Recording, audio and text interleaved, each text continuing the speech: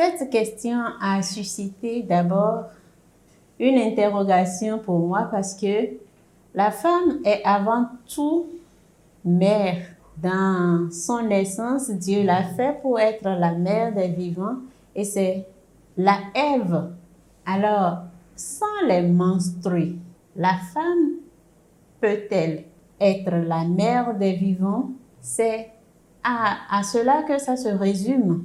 Et quand elle est femme, cessera-t-elle d'être femme un temps pour vivre le carême ou est-elle pleinement femme et vit pleinement sa vie de foi et son temps de carême? Le Seigneur lui-même nous dit, « Mon épouse infidèle, je la conduirai au désert et je lui parlerai cœur à cœur. » Donc, le temps de carême est particulièrement ce temps de cœur à cœur, de retour au Seigneur.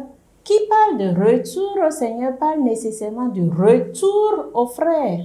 C'est en cela que l'invitation à la conversion personnelle, à la réconciliation avec le frère, à la réconciliation et à la rencontre du Seigneur. Si nous nous référons à l'Ancien Testament et même au Nouveau Testament, on reconnaît que le sang est signe d'impureté. Mais le sang aussi, c'est la vie. Et si nous nous référons à la religion endogène et à l'islam, on peut se dire à juste titre que le chrétien peut se poser cette question. Parce que dans la religion endogène, une femme qui a ses menstrues ne peut aucunement se rapprocher du lieu sacré. Et même dans l'islam, une femme pendant ses menstrues ne peut pas vivre le ramadan. C'est tout à fait le contraire pour nous chrétiens. Pour nous chrétiens aujourd'hui, parce que ne l'oublions pas, nous sommes des héritiers du judaïsme. Les menstrues ne sont aucunement un frein à la pleine vie de la foi chrétienne et du carême. Qui dit carême sous-entend souvent jeûne. Mais ce jeûne pour le chrétien, c'est une privation qui n'est pas uniquement une privation de repas. C'est une privation en toutes choses. Ne l'oublions jamais, l'excès en toutes choses nuit. Le jeûne vient nous rappeler du partage, de la privation pour le partage, de la privation pour un bien plus grand, de la privation pour nous rappeler que nous pouvons être dans le manque, qu'il y a des frères et des sœurs qui sont dans le manque. C'est aussi ce que nous dit la Caritas. Dieu est amour. Comment peux-tu aimer Dieu que tu ne vois pas quand tu n'aimes pas ton frère que tu vois?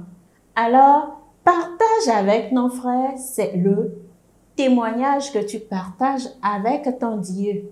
Partage, ce n'est pas partage de ton excédent, c'est le partage de ton indigent. Comment peux-tu ne jamais connaître l'indigence si tu ne sais pas te priver? Et quand tu te prives, aussi bien du repas, tu te prives aussi bien des paroles. Tu peux te priver aussi bien des paroles. Et j'aime bien dire aux jeunes aujourd'hui que le jeûne le plus difficile, c'est le jeûne de nos téléphones. Alors que c'est aussi en nous privant du téléphone que nous aurons un temps plus accru pour la prière. Mais il ne faut pas oublier que pendant les menstrues, la femme peut être fatiguée et affaiblie. Et en cela, peut-être, il n'est pas toujours conseillé de se priver de repas. Elle peut ne pas se priver de repas et vivre pleinement le jeûne. Elle peut aussi bien se priver de repas pendant ses menstrues si elle en sent la capacité et la force.